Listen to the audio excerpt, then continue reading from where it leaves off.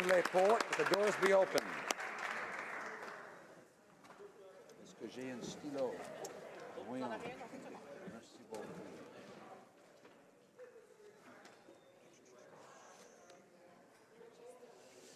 Statements by members. À l'ordre, déclaration de député. The honourable member for Surrey Centre. Mr. Speaker, tomorrow is Guru Nanak's birthday, or Gurpurb as Sikhs call it, and the beginning of 550-year celebrations around the world. Guru Nanak was the founder of the Sikh faith. His message was simple: remember the Creator and connect with Him. Share your time and earnings with those in need, and work an honest living. He spread his message through music and verse. He walked across continents from Sri Lanka to China, from Bangladesh to Saudi Arabia. His message was always simple: equality, religious freedom, and social justice. This year, Sikhs will plant over 1 million trees around the world as part of the HoC initiative to commemorate his 550th and to protect the environment. Happy Gurpurb, everyone. Thank you. The honourable member for Flamborough-Glanbrook. Mr. Speaker, in a little over an hour, the Finance Minister will be releasing his fall economic statement, updating Canadians on the state of the government books. Over the last 3 years, the Liberals have raised taxes across the board. Families are paying $840 more on average today than they were in 2015. Young families in the riding I represent of Flamborough-Glanbrook just can't get ahead. The Prime Minister has recklessly squandered away the surplus that was left to him and spent the cupboards bare. Now our federal debt is skyrocketing with no end in sight. Canadians are realizing that it's the future of the next generation that the Prime Minister is mortgaging for his own electoral gain, and that's just not right. Mr. Speaker, we may not know yet what's going to be in the Minister's statement, but I can hazard to guess that there will be lots of sunny ways words, but there won't be any real initiatives to make life more affordable for struggling families and those most vulnerable. There won't be any help for our steel fabricators who are being crippled by tariffs, and there most certainly won't be a plan to bring the budget back to balance. The honourable member for Humber River, Black Creek. Mr. Speaker, I am pleased to rise in the House today to recognize an organization located in my riding, Biopharma Services, founded by 2 surgeons dedicated to advancing medical science. Biopharma Services is truly a global leader in medical research. In recent news, Biopharma Services was proud to announce the completion of a successful assessment by the World Health Organization. The assessment included the review of 2 clinical studies performed at Biopharma's Toronto site, located in my great riding of Humber River, Black Creek. These studies were found to be in compliance with the WHO Good Clinical Practice and Guidance for in vivo bioequivalence studies. Biopharma received a status of compliance valid through to January 2021, a huge accomplishment. I'd like to extend my well wishes and thanks to all the amazing employees at Biopharma Service for continuing their excellent work through growth and quality. And last but not least, The honourable member for South Okanagan, West Kootenay. Mr. Speaker, last Wednesday I attended a meeting of community leaders in Trail, BC. I arrived to a room full of somber faces, some people quietly crying. They had just learned of the sudden passing of retired Fire Chief Tim Booten. Tim passed away after a brief battle with kidney cancer, a cancer that is considered an occupational disease for firefighters, likely caused by the toxins that firefighters encounter almost daily. Tim had become a career firefighter in 1986, was promoted to captain in 2000, and retired in 2013. I didn't know Tim, but it was obvious that his community loved him. I want to extend my sincere condolences to Tim's family and to his co-workers and many friends who have lost a father and a friend and lost him far too early. Mr. Speaker, fire chiefs from across Canada will be here in Ottawa next week, and I hope everyone here will have an opportunity to meet with them and thank them all for their service and for the service of all firefighters who risk their lives every day to keep us safe.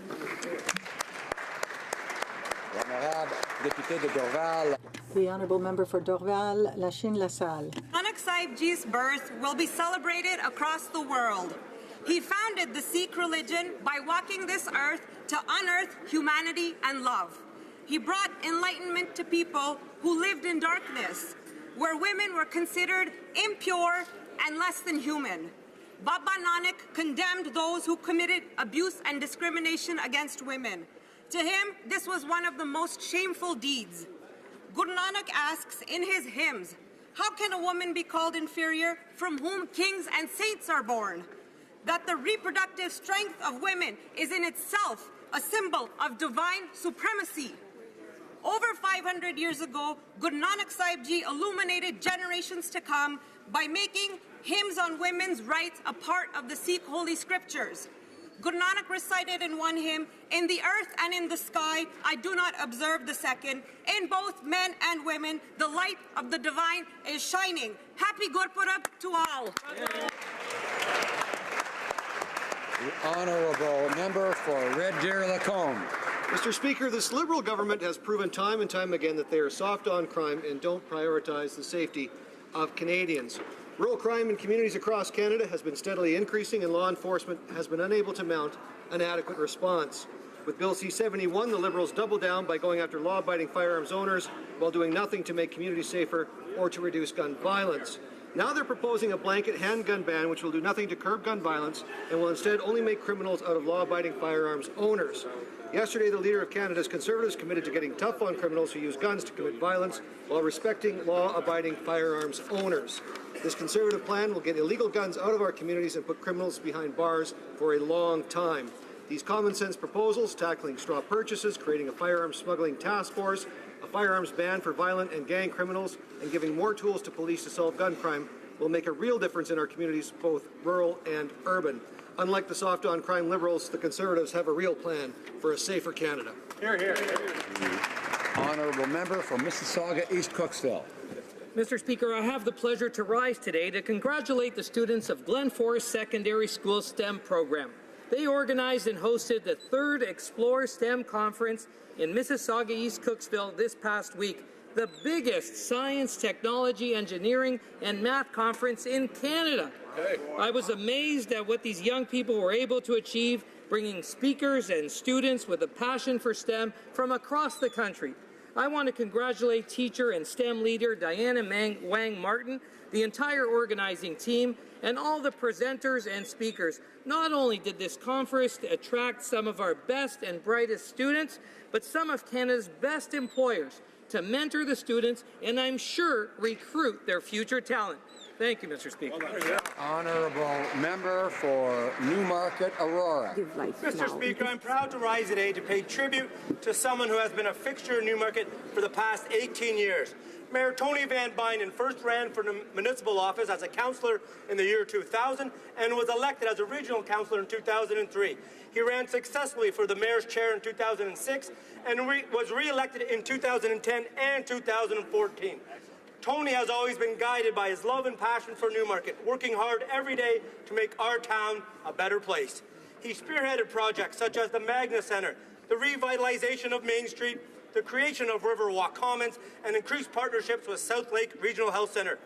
Mr. Speaker, as he heads into retirement, I want to wish Tony congratulations and thank him for his dedication and service to the town of Newmarket. I also want to give a special thanks to his wife, Roxanne. Thank you for sharing Tony with us for all these years. He's all yours now.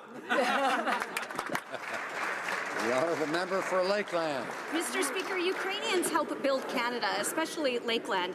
In 1891, they first came to Lamont County, where I grew up, the cradle of Ukrainian settlement in Canada that celebrates the arrival of the first 125 families. In 1903, my father-in-law's family came by train to Innisfree to clear land and plant crops, likely before they built houses, like so many others.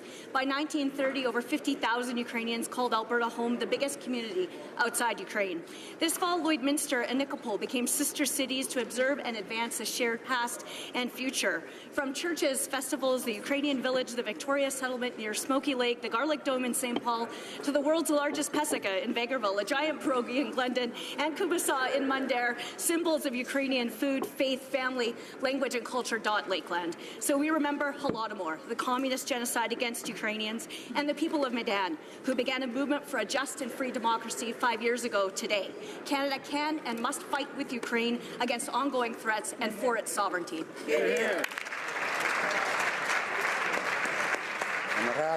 The Honourable Member for Vaudreuil-Soulanges.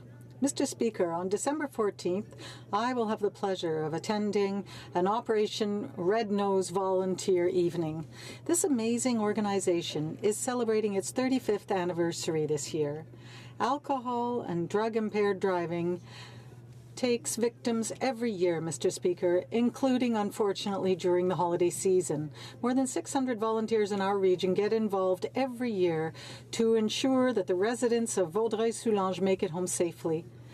I encourage members of the community to contact them, including using the Operation Red Nose app if and when they or their loved ones need that lift home. All members of our community of Vaudreuil-Soulanges to join me on December 14th at 6 p.m. in Vaudreuil-Dorion for an opportunity to volunteer for Nez Rouge. Mr. Speaker, we know that when our friends and family will return home safely, we all enjoy a more pleasant and joyous holiday season. Thank you, Mr. Speaker. The Honourable Member for St. Catharines. Mr. Speaker, 2 years ago I rose to shed light on a baseball player worthy of induction into the Hall of Fame, Tim Raines. And while he made it to Cooperstown, there's another former Expo that deserves to be there.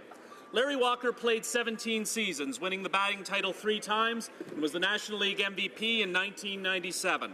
Undoubtedly, he is the greatest Canadian hitter to ever play the game.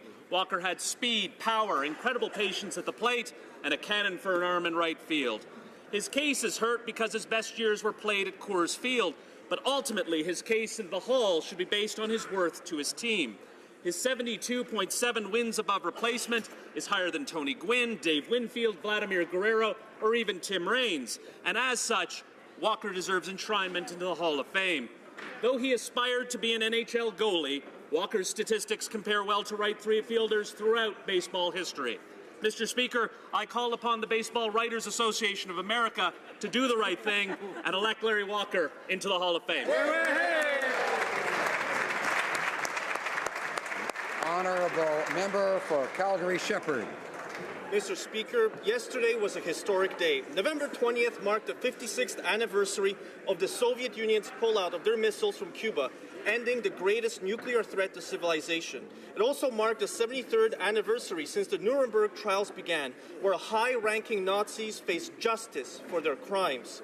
In 1989, it was the start of the Velvet Revolution in Prague, where 500,000 people rallied to call for an end to communism. On November 20th, it also marked 34 years since the Search for Extraterrestrial Intelligence Institute, or SETI, was founded, and so far, no ET. And just as the search for alien life continues, so does the search for the year the budget will balance itself. After the Liberals voted down our Conservative motion to reveal this cosmic mystery in the fall economic statement. Mr. Speaker, the truth is out there.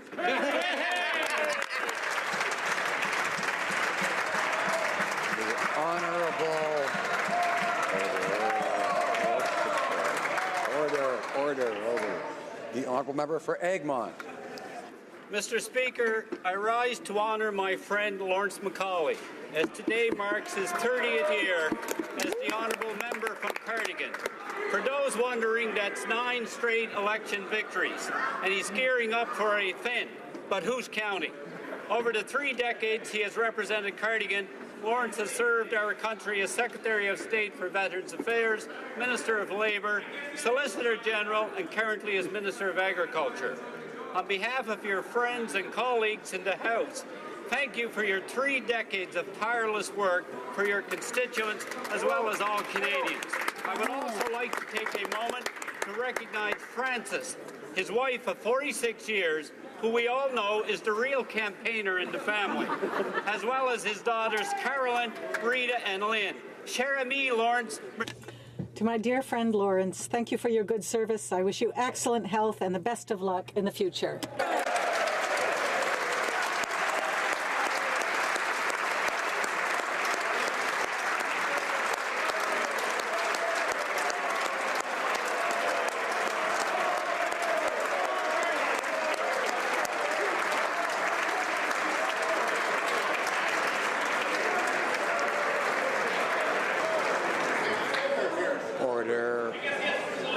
Order. I remind the honourable member for Egmont, that we don't use personal names in this place. Of course, the purpose for that is to avoid conflict, and there was no apparent conflict in that case, but generally speaking, it is, of course, to be avoided. And we have seen it when someone's retiring. I don't think the honourable member for Egmont, for Malpeque, or rather for Cardigan is retiring. Let's carry on. Order. The honourable member for Hochelaga. Mr. Speaker, the woman I want to honor today, you know well.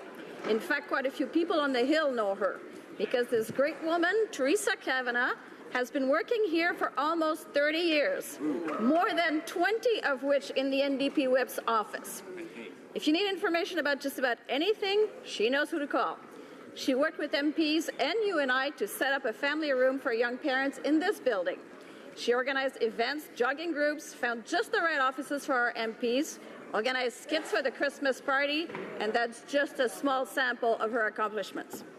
I'm not sure how we'll survive without her skills, but we have no choice. She was just elected city councillor for Ottawa's by-ward. We are so proud of her and so thankful for taking just as much care of us throughout the years as she did her two boys and spouse.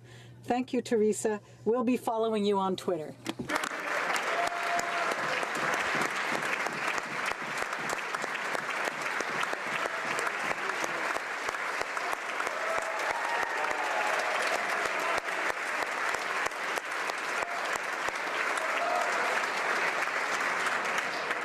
Honourable member for Battle River Crowfoot.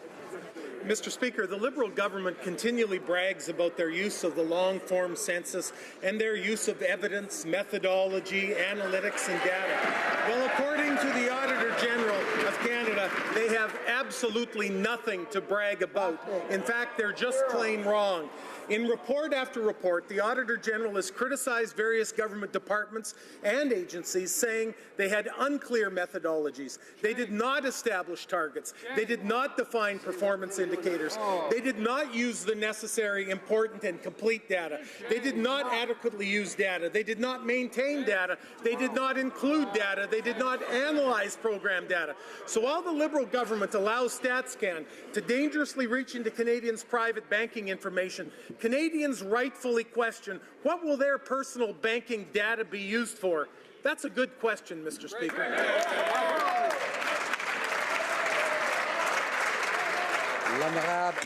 The honourable member for Ville-Marie, le Sud-Ouest, Île-des-Sœurs. Mr. Speaker, this year, like every year, a group of women taking part in McGill's Women in House program will come to Parliament to meet with female MPs. The goal of these meetings is to foster women's interest in civic and political engagement. Running for office, there is still much work to be done, and I sincerely hope this experience helps convince some of the women here to put their name on the ballot. The underrepresentation of women in politics is a long-standing issue, but is one we can overcome through effort and with the help of the opportunities offered by programs like McGill Women in House. À toutes les femmes de I welcome all the McGill women participating this year and wish them the very best of success in their endeavours. McGill, it gives me great pleasure to say to these women, this House is yours. I hope to see you in one of these seats, those seats, soon. Go McGill.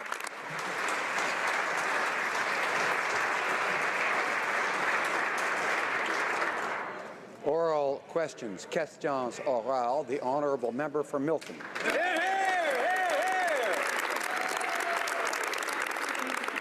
Mr. Speaker, I am again rising in the House today to provide the Prime Minister the opportunity to give Canadians the date by which he'll be balancing the budget. He made many commitments throughout the past number of years indicating that he would return the budget to balance in 2019. Canadians relied upon that in casting their ballot, and they've been proven to be taken for granted. Will the Prime Minister take the chance now and indicate when will the budget be balanced? Right, Honourable Prime Minister. Mr. Speaker, no government in Canadian history ever added more to our national debt than the Conservatives of Stephen Harper. That is a fact, Mr. Speaker. And after 10 years of Stephen Harper, Canadians made a different choice, a better choice, a choice by a government that was there to invest invest in them, invest in their communities, grow the economy the way we have so that the unemployment is at its lowest in 40 years and our growth was the strongest in the G7 last year. Mr. Speaker, we are investing in Canadians and their future. The Conservatives don't have a plan. A member for Milton. Mr. Speaker, this government doesn't have a clue, quite frankly. The reality is that it's incredibly important to have a budget that's balanced in order to withstand any future issues. The Prime Minister recognized that this was a selling feature for Canadians. He himself said in his own Liberal platform, after the next 2 fiscal years, the deficit will decline. And we will return to a balanced budget in 2019. Mr. Speaker, I will give the Prime Minister another chance. Will he tell us when they will balance the budget? Right Honourable Prime Minister. Mr. Speaker, for 10 years, the Conservatives racked up deficit after deficit after deficit after deficit. Mr. Speaker, we made a commitment to invest in Canadians and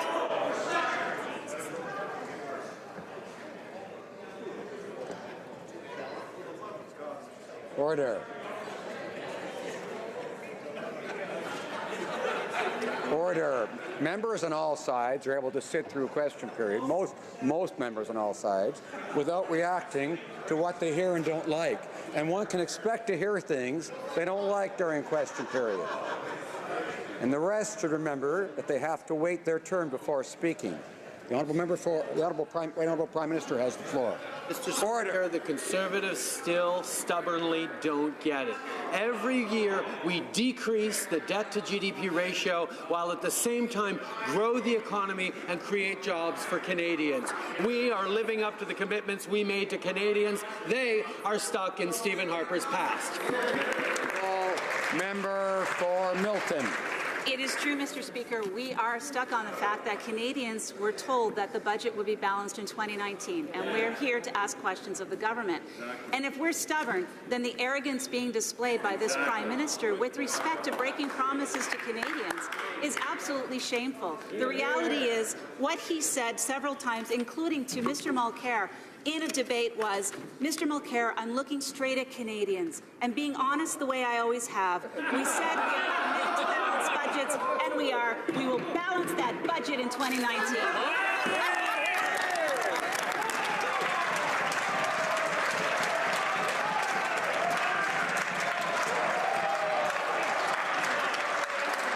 Order.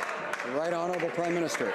Order. Mr. Speaker, I'm always happy to have an opportunity to remember the 2015 election campaign where Canadians were given a clear choice of a government that was willing to cut to balance the budget at all costs versus a Liberal Party that was willing to invest in Canadians to grow the economy in ways that they hadn't been able to over the longest time. Under Conservatives, wages were stagnant. Under our government, wages are rising at a rate of 3%. Under Conservatives, GDP growth was 1%. Under our government, GDP growth 3%. Mr. Speaker, we are delivering.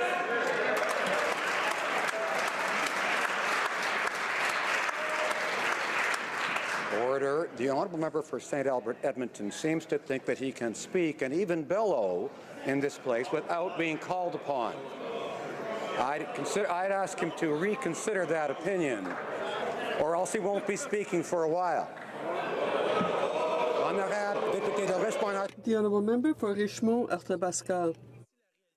Mr. Speaker, here are the facts. On page 12 of the Liberal election platform, it says, our investment plan will allow us to return to a balanced budget in 2019.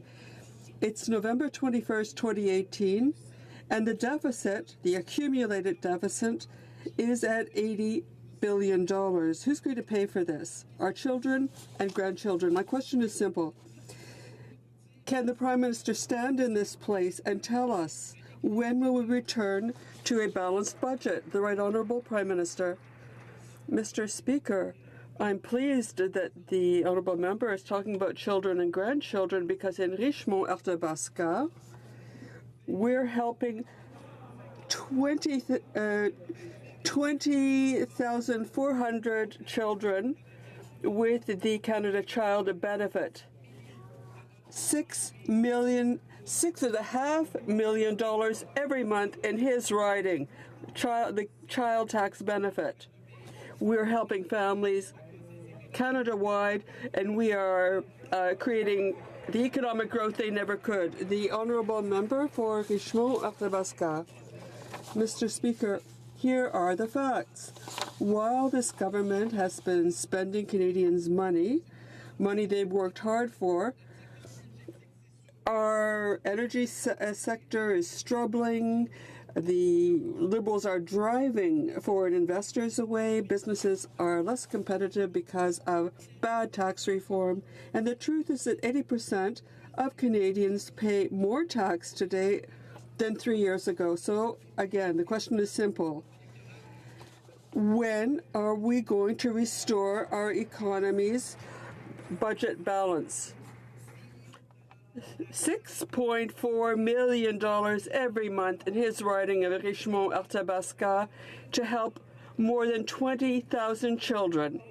We do this every month. We are investing in Canadians, in their future, by investing in public transit, in aid to business people, to families, to our seniors.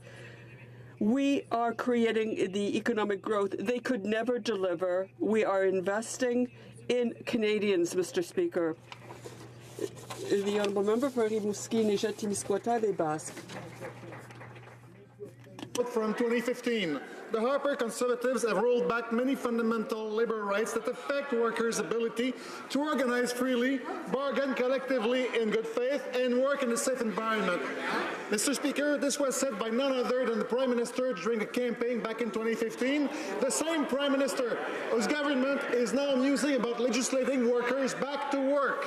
Why doesn't he realize that his actions are the ones that are emboldening Canada Post executives to not bargain in good faith? Right, Honourable Prime Minister. Mr. Speaker, we have faith in the collective bargaining process and believe that the best deals are reached at the table. For nearly a year, we've been supporting and encouraging both sides to reach a negotiated agreement. We've provided conciliation officers, appointed mediators, and offered voluntary arbitration. Legislation is not a step that we take lightly. We reappointed the special mediator to work with the parties over the next 2 days to reach an agreement. We encourage both sides to reach a deal, but we are prepared to act if there is no significant progress. The Honourable Member. Says that without laughing.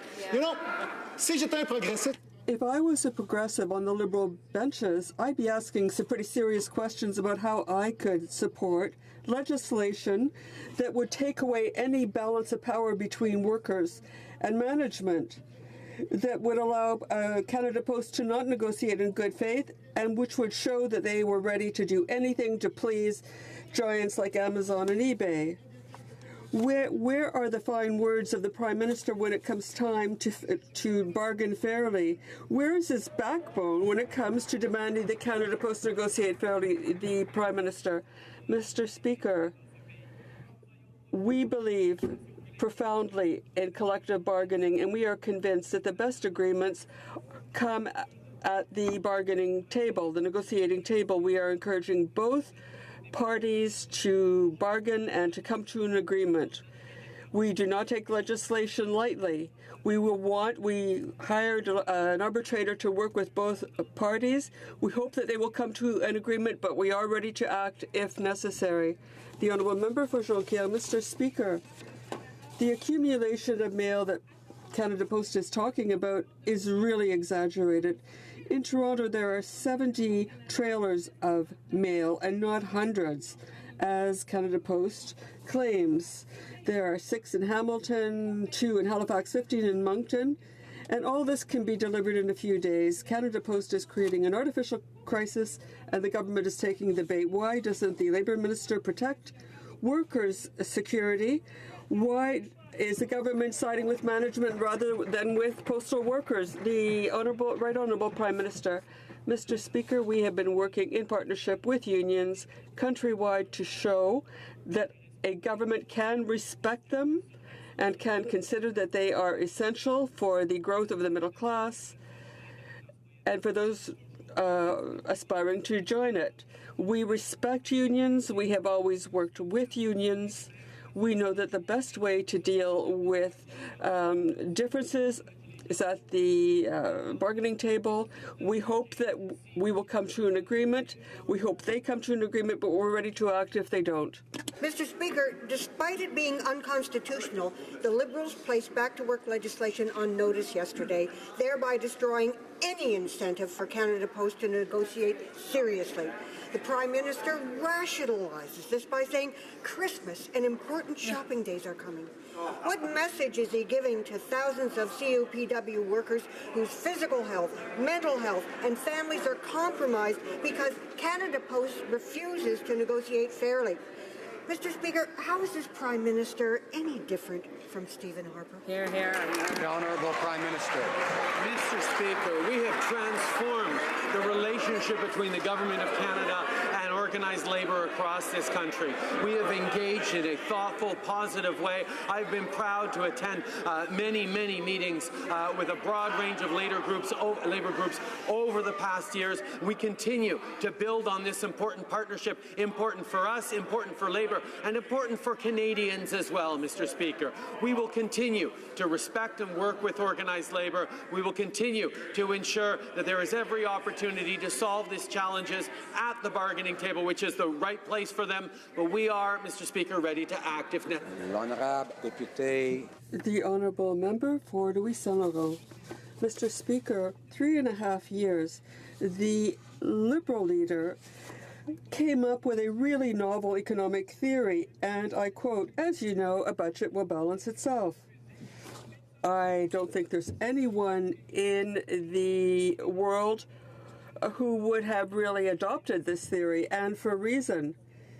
Now, over the last 3 years, he was able to practice this budget balance. So, when will the budget be balanced? The Right Honourable Prime Minister, Mr. Speaker, we have no lessons to learn from the previous Conservative government who added billions of dollars to our national debt than any other government, more than any other government in the history of Canada, deficit after deficit when they governed. And the worst, Mr. Speaker, very little growth of the economy, very little job creation. We have invested in Canadians, in communities. We've created jobs, economic growth. Our plan is working to help the middle class. The Honourable Member. Mr. Speaker, no one on planet Earth will believe the theory the budget will balance itself. So it was supposed to be $10 billion the first year, but then it was $18 billion. Second year, $10 billion, and then $17 billion. But they swore on their honor that in 2019 they would return to a balanced budget. We're not too far from there. When will the budget be balanced? The Right Honourable Prime Minister. Mr. Speaker, our approach is the complete contrary of the previous Conservative governments. They gave benefits, advantages to the richest. We are investing in the middle class. So we are helping children, families, our seniors, business people. We have brought down tax on businesses. We are investing in the middle class, and this is working to create economic growth. They have no plan to create economic growth.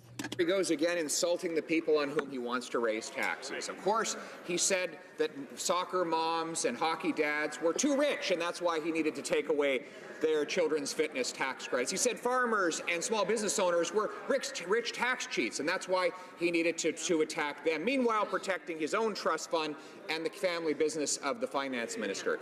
Despite all of the revenue windfall from his higher taxes, the deficit is 3 times what he promised this year. Will he tell us in what year will the budget be balanced? Honourable Prime Minister. Over $4 million a month That's how much money this government is sending to the riding of Carleton for kids in that riding. Over 17,000 kids who receive more money every year than they did under the Conservative government.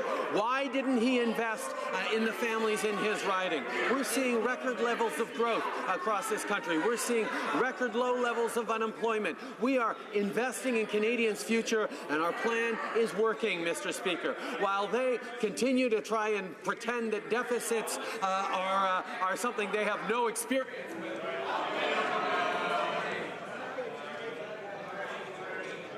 Order. The honourable member for Carleton. Well, Mr. Speaker, when we introduced the child care benefit, we had a balanced budget, and when we boosted the child care benefit, we had a balanced budget. And furthermore, we did so without raising anyone's taxes. He targeted middle-class families with higher taxes, which has generated more money for the government to spend, and spend he has, but he spent it all, and now he's spending more. The deficit is 3 times what he promised this year, and next year, when the budget was supposed to balance itself, we still see no end in sight. So, will he finally answer the question, when will the budget balance itself? Honourable Prime Minister. Mr. Speaker, the member opposite talks about contrasting their approach to family benefits to the Canada Child Benefit. Well, let's look at that. Their approach continued to send child benefit checks to millionaire families. We stopped sending it to wealthiest Canadians so we could give more to the ones who actually needed the approach. The other thing is they made their child benefits taxable, so families would spend every month and then have to give back to the government at the end of the year. That made no sense. Our proactive, means-tested Canada Child Benefit is lifting hundreds of thousands of kids out of poverty.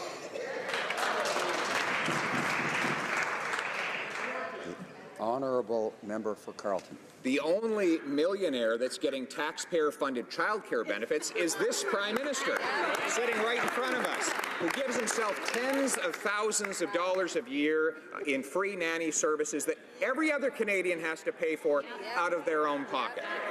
Those families understand, because they know how to balance their family budgets, that budgets don't balance themselves. This Prime Minister has never had to worry about money, so he doesn't worry about Canadians' money. Well, Canadians are worried. Tell them, when will the budget be balanced? Right Honourable Prime Minister. Mr. Speaker, this from a member of a Conservative government that added more billions of dollars to the national debt than any other government in Canadian history. And what did they have to show for it? The worst record on growth since R.B. Bennett in the depths of the Great Depression, Mr. Speaker. What have we done? We've invested in Canadians the way we promised to in the last election. We've invested in infrastructure. We've given more money to families who need it, and it has delivered real growth for the Canadian economy, growth in wages, growth in jobs. We are delivering what we committed to Canadians. Honourable member for Carleton. Actually, the previous Conservative government paid off over $30 billion of debt before the great global recession drove all G7 countries into deficit. And throughout, Liberals said, spend more, spend faster, you could never spend enough. We ignored them, and as a result, we balanced the budget, led the G7 in growth and in job creation, and had the best economic performance of all our peers. Back to the question, when will the budget be balanced, Mr. Prime Minister? When? Budget balanced.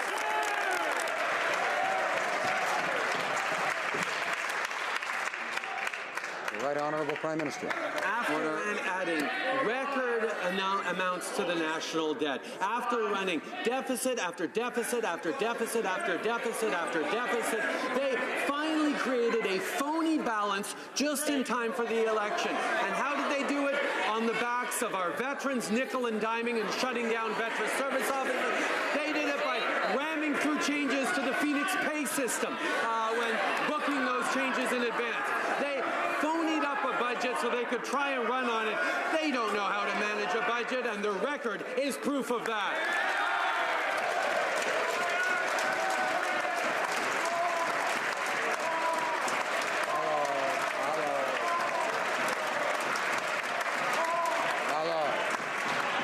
Order, please. The honourable member for Drummond. Order, please. Mr. Speaker, Doug Ford's decision to cut the position of Commissioner for French Language Services and abandon the idea of a Francophone university in Ontario created a shockwave across Canada. The Prime Minister says he's disappointed and concerned, but what he should do is act. The Liberals are saying that they're there for Franco-Ontarians. What are they going to do? What will they do? Will he call Doug Ford and ask him to back off, as the NDP is asking the Right Honourable Prime Minister? Mr. Speaker, I'm happy to tell the House that our minister, or the Minister for Official Languages, will be calling her counterpart and talk about these cuts that are very unfortunate. We feel that official language status is important across the country. We have always supported minority language communities. We encourage every member of this House to push the Ford government to change direction. For Timmins, James Bay. Monsieur le Président, Doug. Mr. Speaker, Doug Ford and the Conservative Party have shown just how ignorant they are about the history of resistance and the history of the fight for the rights of Franco-Ontarian communities. The attack against the French Language University is an attack on the rights of Francophones everywhere in Canada. Will the Prime Minister call Doug Ford directly and defend this institution and guarantee federal funding to develop a French language university in Ontario? The Right Honourable Prime Minister. Mr. Speaker, now, I can't think of the defense of Franco-Ontarian rights without thinking of our dear colleague Maurice Bélanger, who was such a defender of Franco-Ontarian rights and language minority rights. If he were here today, he would be the first to defend the rights of Francophones, and we are as one with him in defending the rights of Francophones, for defending French language minorities against conservative cuts. L'honorable député. The Honourable Member for Portneuf, Jacques-Cartier. Mr. Speaker, the legislation is clear. The Chief Statistician is supposed to inform his minister of any changes, and yet the Minister of Innovation said he learned about the intrusion into Canadian bank accounts from the media. Will the Prime Minister act and give instructions to his minister so that he abides by legislation? Will the government commit to stopping this harvesting of their personal data? The Right Honourable Prime Minister. Mr. Speaker, we take Canadians' privacy very seriously, just as StatsCan does. StatsCan communicated with the Commissioner. We also want reliable data for Canadians. Conservatives acted just according to their ideology. We saw the consequences. A record low growth rate. We will protect Canadians' privacy, and we will come up with policies based on real data. The Honourable Member. Mr. Speaker, the government is sticking its nose into the personal data of thousands of honest Canadians, and I would like the government to make sure that as citizens be aware of this. Will this Prime Minister do everything he can to protect the privacy of Canadians? When will the Prime Minister stop this project, this harvesting of Canadians' personal data? The Right Honourable Prime Minister. Mr. Speaker, we have always protected Canadians' privacy. That's why we're working with the Privacy Commissioner to make sure that all data are collected properly.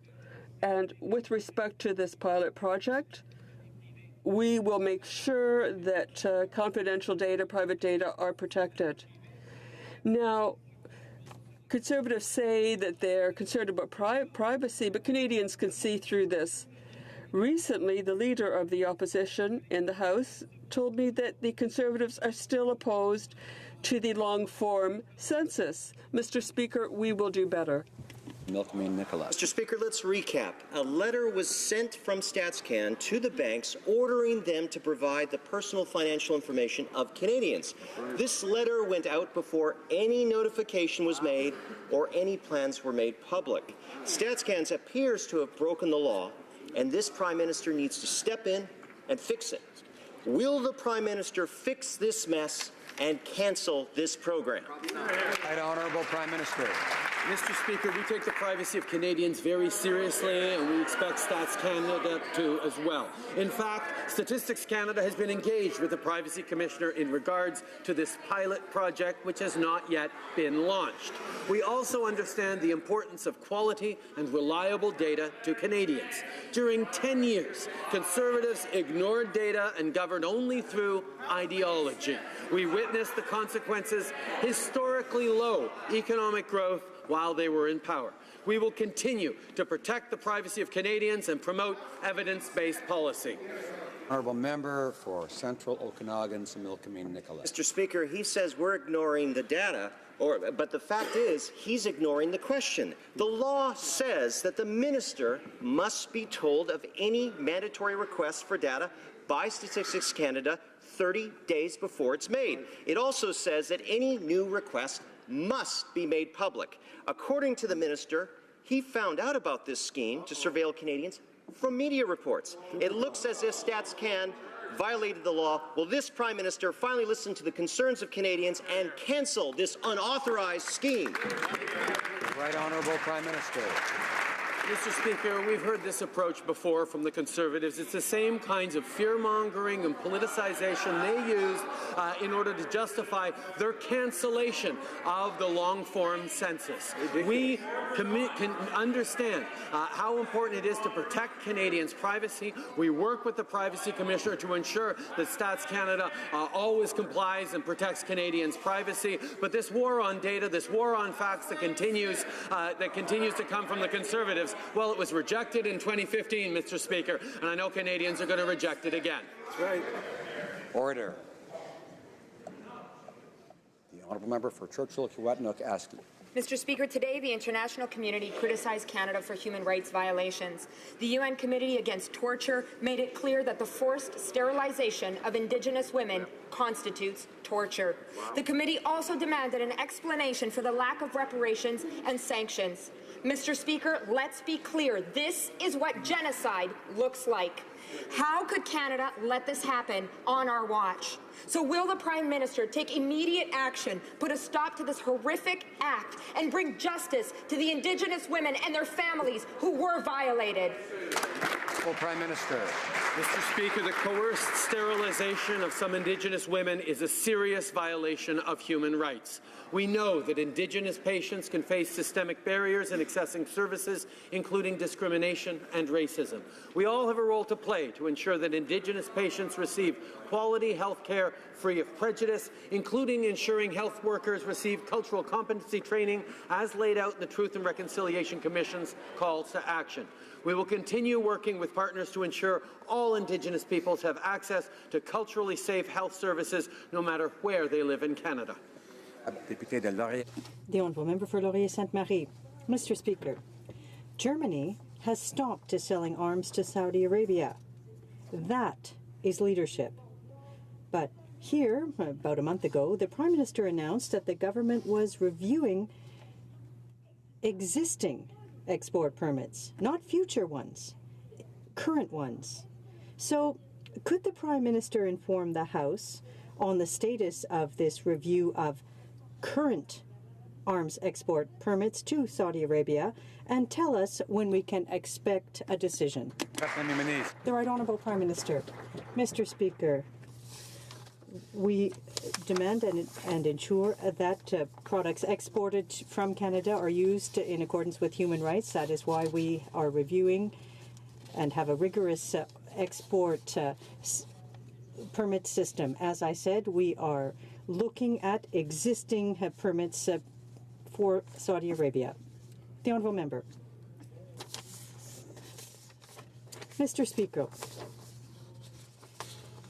there is excellent no news because we have Viola Desmond on the new $10 bill. I was very happy to see the members of the community in my riding put together a play on this issue. Can the Prime Minister inform the House of the date when Canadians can expect to see these new bills in circulation? The Right Honourable Prime Minister. Mr. Speaker, I want to thank the Honourable Member for his hard work and for the question. 2 years ago, we announced that a Canadian woman would be on a bank bill in regular circulation. Following consultations across the country, we were proud to announce that Viola Desmond would be on the new $10 bill. Since earlier this week, the $10 bill has been in circulation, so all Canadians can find Viola on a bill in their wallets, and we should all be very proud of that.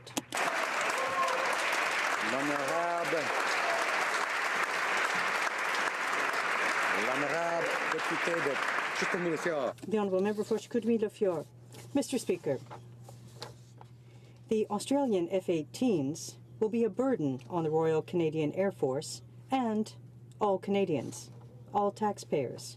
The Liberals invented the capability gap. It never existed. According to the Auditor General, the Liberal plan to buy Australian F-18s, the used ones, will have a minimal impact on the Air Force fighter jet program. When will the government cancel this unnecessary purchase? Mr. Speaker, first of all, I want to thank the Auditor General for the recommendations made. The report confirms what we always knew. Conservatives mismanaged the file and misled Canadians. The report confirms the existence of a capability gap created under the Conservatives. We will not jeopardize our ability to honor our commitments to NORAD and NATO. That is why we launched an open, transparent competition with a view to replacing the aging CF-18 fleet, something the Conservatives didn't succeed to do in a decade. Kirk Interlake Eastman. Well, Mr. Speaker, no one believes this Prime Minister for a second. This is the guy that pulled our CF-18s out of the fight against ISIS and now wants to fly them around like we're dealing with a Cuban Missile Crisis. The Auditor General trashed this Prime Minister's fighter jet plan. Instead of following the Auditor General's recommendations and scrapping his outrageous plan to buy old, obsolete Aussie jets, the Prime Minister betrayed our Air Force by rushing out to finalize the deal. Will the Prime Minister stop spending billions to keep our aging fighter fleet on life support, cancel this asinine Australian deal? The Right Honourable Prime Minister. Mr. Speaker, I want to thank the Auditor General for his important recommendations, which actually confirm what we have always known. The Conservatives mismanaged the Jets file and misled Canadians for more than a decade. The report confirms the existence of a capability gap which started under the Harper Conservatives. Unlike the Conservatives, we will not compromise our ability to meet our NATO and NORAD commitments. That is why we launched an open and transparent competition to replace the aging CF-18s, something the Conservatives couldn't get done in a decade. A member for Aurora, Oak Ridges, Richmond Hill. Mr. Speaker, Canadians must have confidence in the security of the nation. To earn that confidence, the government must reassure Canadians that the highest authorities in the country, ministers of cabinet, protect the information with which they are entrusted. And Canadians need to know when that trust has been breached. Will the Prime Minister confirm that no members of the current or previous cabinet have unlawfully released cabinet confidence information? Honourable Prime Minister. Mr. Speaker, I thank the member for her question. As she well knows, because this is an issue of a current ongoing court case, it would be inappropriate for me to comment. The Honourable Member for Aurora, Oak Ridges, Richmond Hill. I wasn't commenting on an ongoing information. I was asking a very important question of this Prime Minister.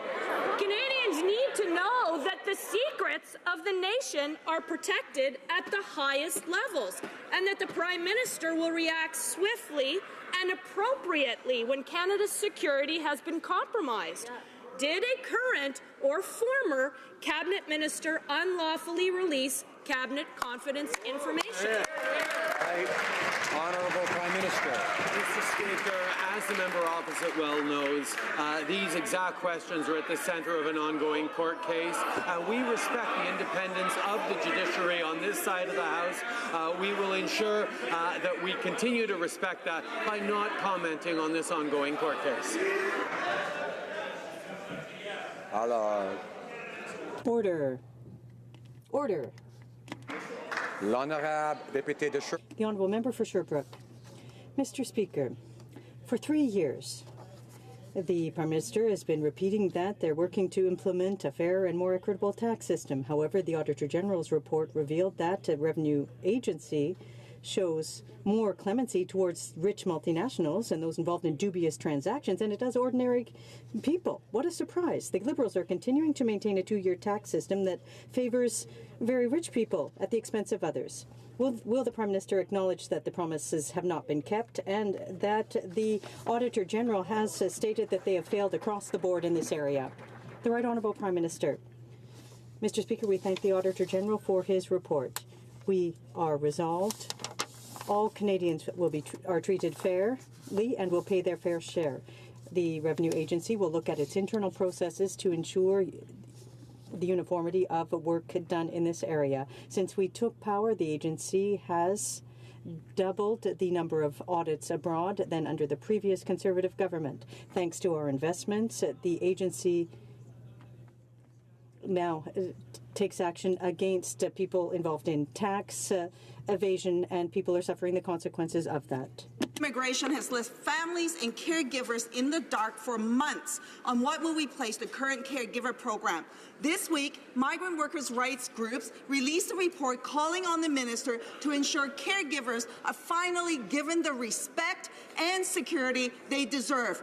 Experts and caregivers have been clear for decades. If you're good enough to work here, you're good enough to stay. No more delay tactics. Will the Prime Minister do what is right and commit to providing caregivers permanent resident status on arrival? Honourable Prime Minister. Mr. Speaker, we are proud of the improvements and reforms we've made to the immigration system to make it fairer, to make it better, respect the rights and protect the rights of anyone coming to Canada. We recognize that there's more work to do, but we also need to make sure that we are maintaining the confidence that Canadians have in our immigration system. That is why our Immigration Minister is working so hard with a broad range of immigration and advocacy groups to respond to their concerns, to make Canada's immigration system continue to be the example to the world that it is. Honorable député de Charles. The Honourable Member for Charlebourg-Haute-Saint-Charles. Mr. Speaker, borders exist for a reason. They keep Canadians safe and promote orderly, planned migration. The Conservatives are opposed to Canada signing the UN Global Pact on Migration because the Prime Minister has allowed some 38,000 people to illegally enter Canada from the U.S., thereby degrading our borders and asylum system. Will the Prime Minister commit to fixing this agreement with the safe third country, and will it withdraw from the UN Global Pact on Migration? The Honourable Prime Minister. No, Mr. Speaker, we will not be withdrawing from the UN Global Pact on Immigration. It's essential to continue to show respect for immigration, our understanding that immigration and accepting refugees must be done. We are a country that has been built on accepting people who came here to build a better life. We have a population that supports immigration because they know that we have a robust and safe system. Even with irregular crossings, we continue to enforce our immigration policies. Except people who have reached the safety of upstate New York are not the world's most vulnerable people, Mr. Speaker. The UN Global Compact on Migration directs the countries to, quote, sensitize media on what to say with regard to immigration. Now, given that this Prime Minister disparages, name-calls, bullies anyone who dares to question his severe inability to manage Canada's borders or manage the integrity of our asylum system, Conservatives oppose the signing of this agreement. Will the Prime Minister withdraw Canada from this agreement and close the loophole in the Safe Third Country agreement? Prime Minister. Mr. Speaker, the world is seeing unprecedented levels of men, women, and children displaced by war and by persecution. Our government is proud to have taken a leadership role on the Global Compact.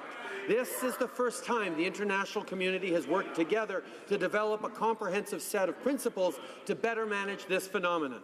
It is disappointing to see the Conservatives engage in peddling rebel media conspiracy theories while we work with the international community to protect our robust immigration system.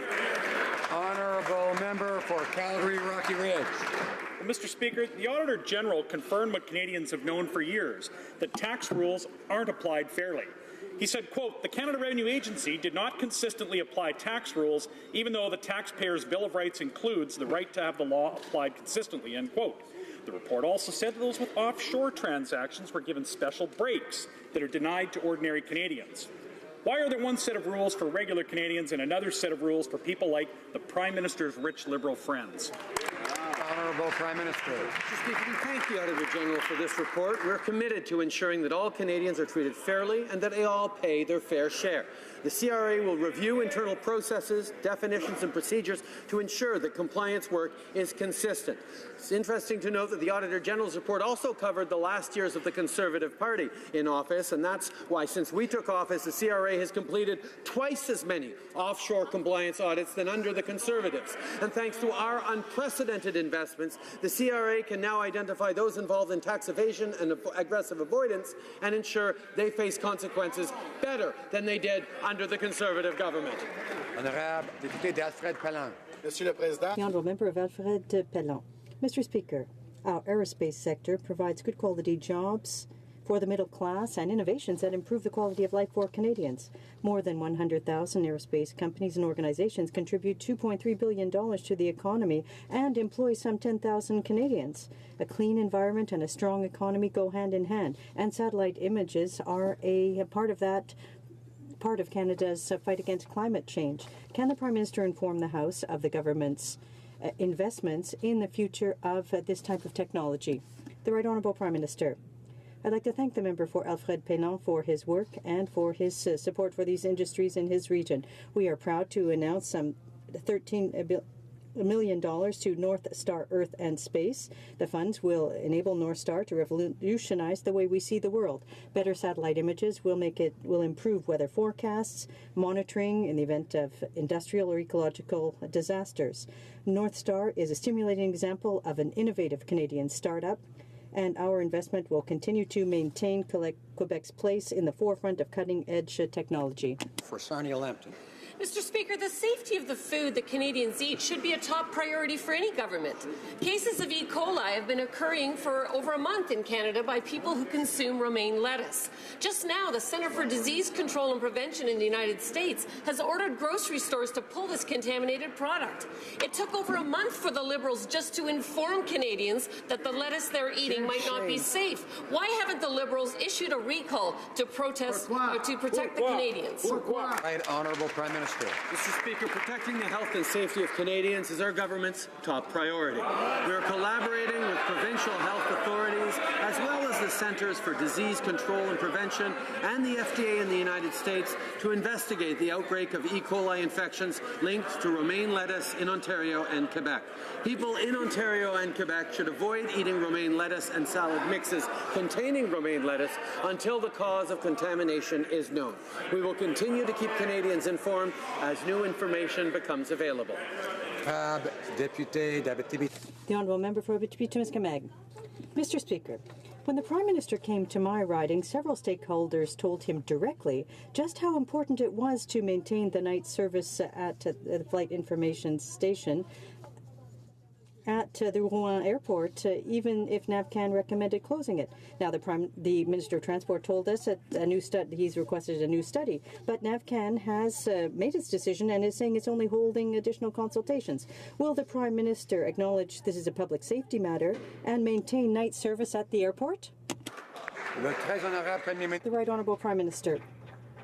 Thank you, Mr. Speaker. I was very happy to go to Rouen-Noranda and to hear directly from people there. safety in the transportation system is a top priority for our government. The Minister and the Department are working with NAVCAN on the issue to ensure that operations at the airport are safe. No decision has been made, nor is it question of cancelling night flights. Because the glare is a good thing, I think. Honourable Member for Scarborough Centre. Mr. Speaker, I represent a riding where many constituents are working hard to join the middle class, but are finding it difficult. The cost of everything from food to rent continues to rise, and wages don't always keep pace. They need to make difficult choices every day. They work hard, but find it challenging to get ahead.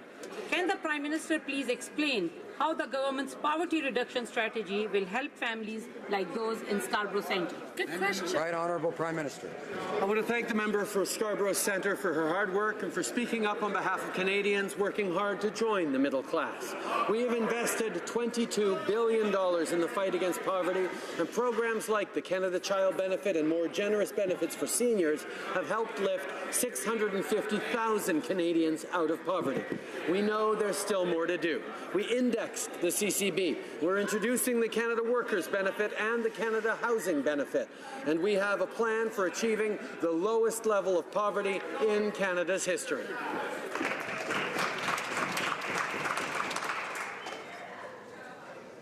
The Honourable Member for Mégantic-L'Érable. Mr. Speaker, Canadians' health is being played with. This is the third time in a year that the Public Health Agency has been calling for telling Canadians not to eat romaine lettuce. After twice, we should have been watching this. But we've learned that on the 18th, or in October, an E. coli outbreak had occurred, and it took over a month for the minister to issue a warning. Now, why is it in the U.S., in fact, they've recalled lettuce? So why is the Prime Minister here playing with the health of Canadians? Mr. Speaker, we will always protect the health and safety of Canadians. We are collaborating with provincial and territorial health or safety groups and the United States to determine the outbreak of E. coli. People in Ontario and Quebec should avoid eating romaine lettuce and salad mixes until the cause of the contamination is known. We will continue to keep Canadians informed of the situation. The Honourable Member for Beauce. This government has been unable to solve the illegal migrants crisis. It plans to increase by 40% the number of immigrants we accept. And it is about to sign the Global Compact on Regular Migration, a United Nations plan to make mass migration normal and easier. Will the Prime Minister tell us if it still believes that Canada is a sovereign country that must protect its border and its identity? Yes or no? The Right Honourable Prime Minister. Mr. Speaker, Canada is extraordinarily fortunate to be one of the few places in the world these days whose citizens are, for the most part, positive towards immigration. We know that immigration is a source of strength and resilience, has indeed created this country and its economic growth over the past decades. We know that continuing to defend a strong immigration system that follows the rules, that imposes our rules and our expectations is important to Canadians, and that is what we were doing. Whether people arrive regularly or irregularly, all the rules around our immigration system apply and are enforced.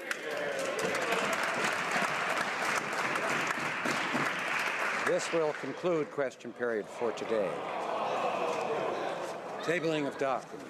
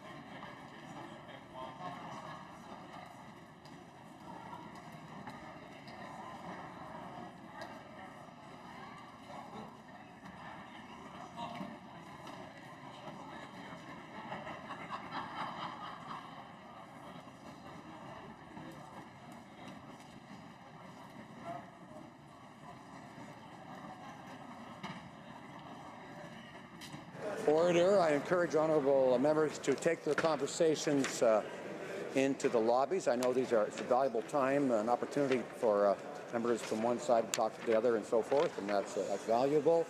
We need to carry on. The Honourable Parliamentary Secretary to the Government House Leader. Yes, thank you, Mr. Speaker. Pursuant to Standing Order 36(8), I have the honour to table in both official languages the government's responses to 16 petitions. Well done, Kevin. Dépôt de projet de loi émanant du gouvernement. Tabling introduction of government bills. Statements by ministers. Reports from interparliamentary delegations. The Honourable Member for Yukon. For subsection 1, I have the honour to present to the House in both official languages a report of the Canada-Europe Parliamentary Association respecting its participation at the 13th Conference of Parliamentarians of the Arctic Region and the meeting of the Standing Committee of Parliamentarians of the Arctic Region in Inari, Finland from September 16 to 19, 2018. Presentation. Presenting